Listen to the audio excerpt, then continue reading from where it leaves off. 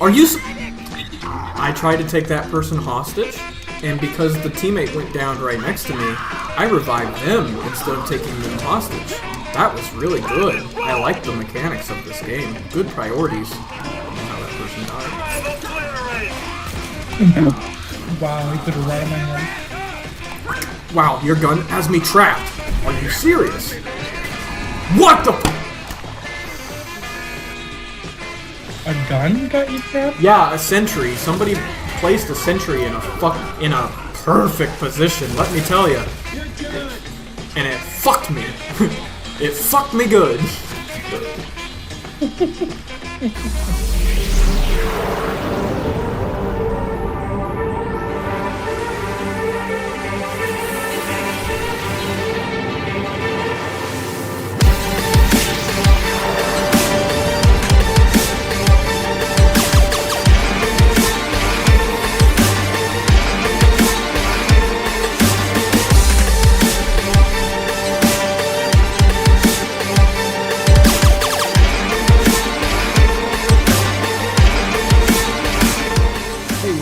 My fellow godlies and Gears of War enthusiasts around the world, I'm your host, Marakmo Vance, bringing you yet another episode of the Gears of War 5 God Build series. So today we're going to be covering two different classes that play almost identical. There's just a few different techniques that separate them, and you guessed it just by looking at the title of the video, the Demolitions and the Tactician.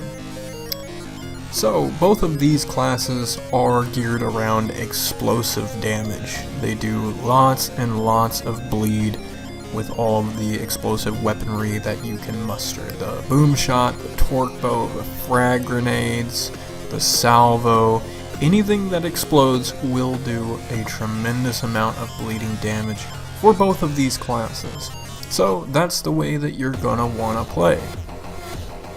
It goes without saying that you want to kind of hang back and stay out of the line of fire because you're a heavy hitter and you're a priority to the team. You can clutch around or you can completely choke on it. Really, the decision is up to you with your play style. Now, I will say that for the artillery strike of the Demolitions, it needs a severe buff for spotting. Spotting is a necessity for the ultimate ability to do exactly what it needs to do. As of right now, there is an exploit. If you're using the interrogation card on the Tactician and you manage to grab a hostage, you will be able to mark basically all the enemies that are nearby that hostage claim. And when that happens, it lights up all the different marks on the map, and Demolition is able to press the ult and nuke everything that has been marked. It's so good.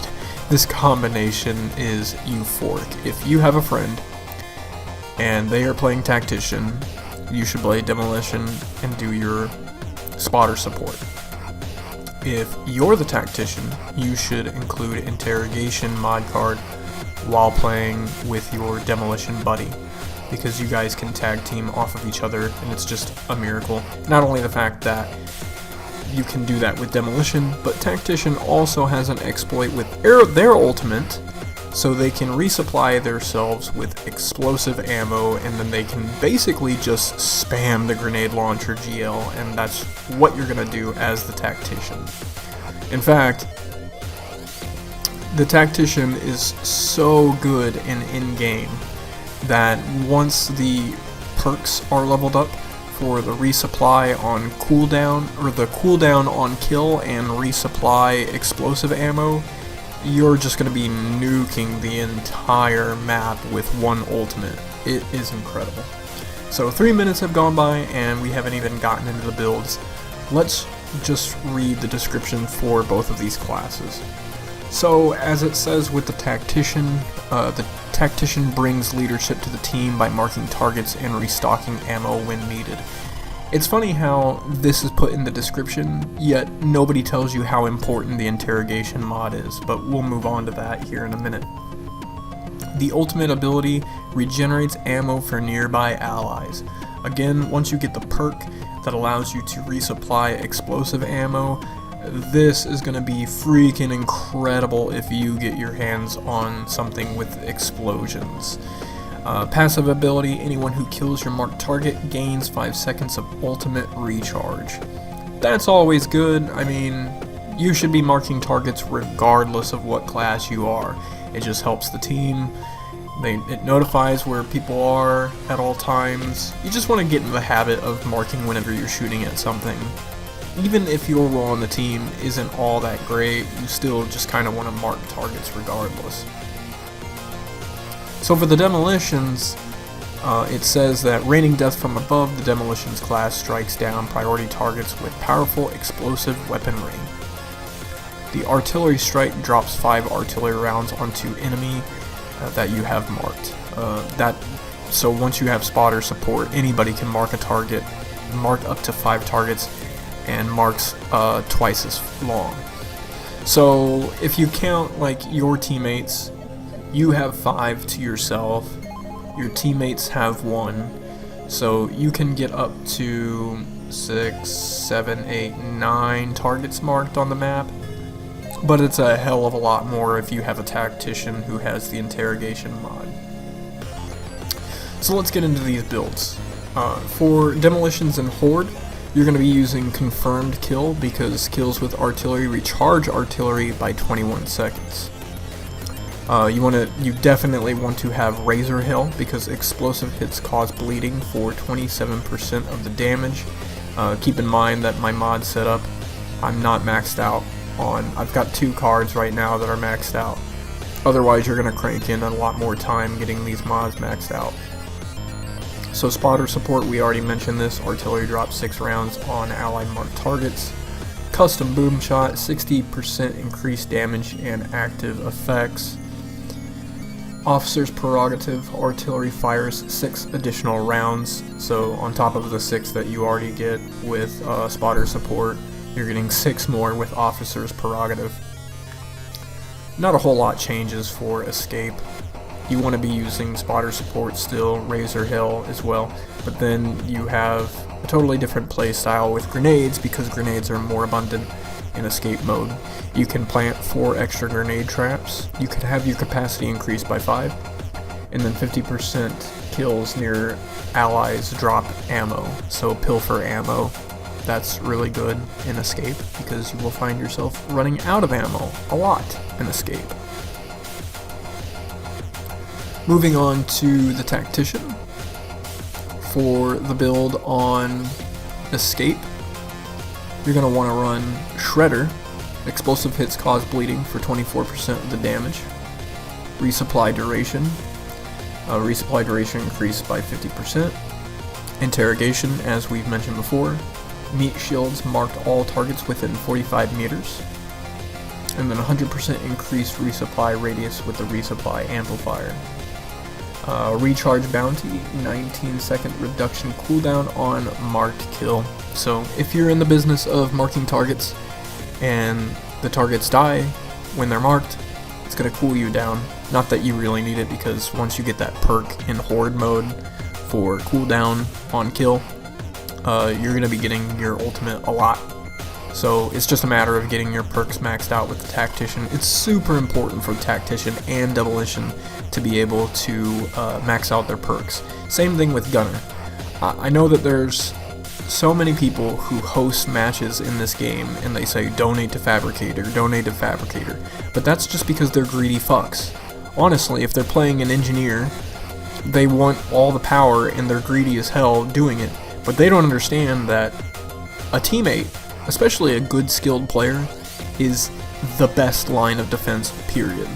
Really the only thing that matters is the barricades, and I so wish that they would just buff the engineer classes. That way engineer classes aren't so greedy and they aren't always bugging other classes like the Gunner, the Demolition, and the Tactician, who critically need their perks before anything goes on. Okay, so for escape, you're doing cooperation. Teammates deal 15% damage to your marked targets. I only have this as a 3. It goes all the way up to a 6 before it maxes out. Modified hammer burst for 40% increased damage and active effects. It's always good to have a hammer burst with the Tactician. Shredder again on this build. Grenade pouch, grenade capacity is increased by 6. And then recharge bounty. So as soon as enemies are dying as a result of your marked targets, you get more ultimate cooldown, which I have found that if you're lucky enough, you can really get probably 2 ults off in an escape if you're playing a Tactician. And that's just assuming that you're rushing headlong, which is something that you kind of need to do with escape mode, running from point A to point B. There's really no good way to savor the moment with Tactician or Demolition doing escape. You're there to bang-a-rang. You're there to blow stuff up and get out of there. I have some footage of a Demolition going through the motion and swatting everything. It's pretty incredible. Despite the fact that my mods aren't even maxed out yet, and I'm just wiping the floor with high tier level enemies like Scions with salvos, the stumps that have the guns that just tear you up in a matter of seconds, torque bow drones, and even the claw drones. My god, the claw drones need a mega nerf. I have said this in previous videos before, but the claw drones are too goddamn accurate. They do way too much damage. It would be reasonable if they had to deal with the amount of accuracy that we have to deal with operating a claw, because the claw is just, the recoil is terrible, and it's too difficult to spray things down from a distance. Yet the claw drones get to do it regardless, and it's ridiculous. So that pretty much does it for the Demolition or Tactician. I can't really say a whole lot much else about them. You want to be frag trapping. Oh, before I forget, with the Tactician, during a horde match, I would urge you to swap out your hammer burst for a grenade launcher GL.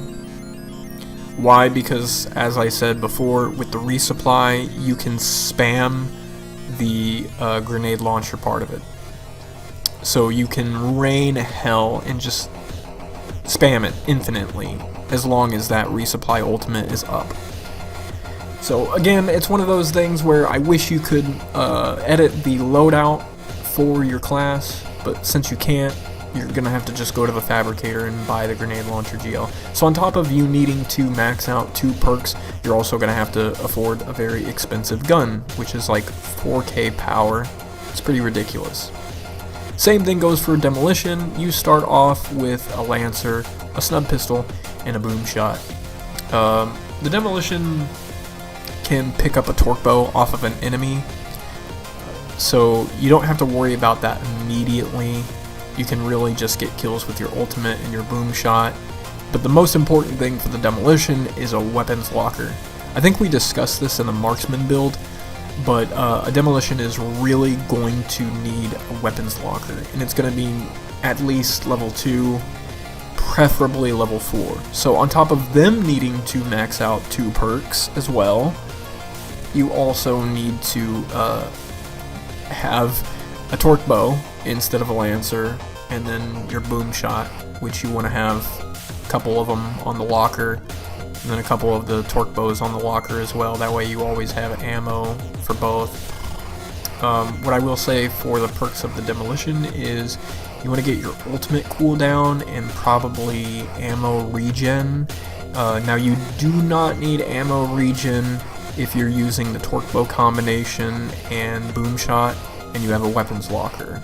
You will need the ammo regeneration if you want a grenade launcher GL, because holding on to the grenade launcher GL, you will generate the ammo for it over time while you're using your boom shot and or spamming your grenade launcher. So I hope this is helpful to you. I hope that you have learned techniques that you will find extremely helpful in Horde and Escape. As always, I will encourage you to smash that like button, comment, share, subscribe, do everything that I always encourage you to do. And until next time, you can't advance without Vance. Bye for now.